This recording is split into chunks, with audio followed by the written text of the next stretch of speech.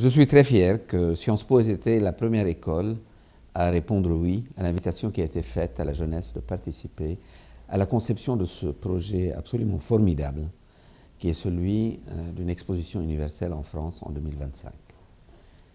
Cela colle tout à fait à ce que nous essayons de faire avec nos étudiants.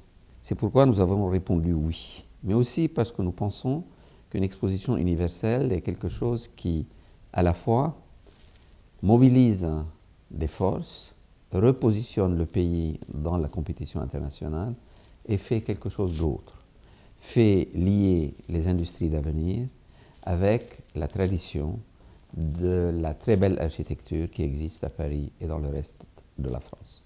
Mais il y a aussi une troisième dimension que je voudrais souligner. Nous sommes l'école d'affaires internationales de Sciences Po et nous avons des étudiants, 1300 étudiants, qui viennent de plus d'une centaine de pays à travers le monde.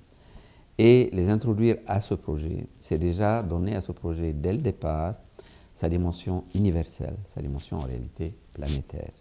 L'idée de participer à un projet d'une telle ampleur est quelque chose qui colle tout à fait à notre volonté de nous engager dans une pédagogie innovante.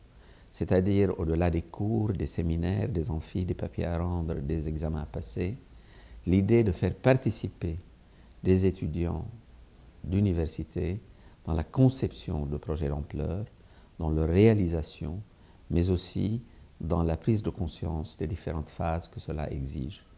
C'est cela la pédagogie de demain, une pédagogie qui ne se contente pas de transmettre du savoir, mais qui apprend aux jeunes générations à le mettre en application.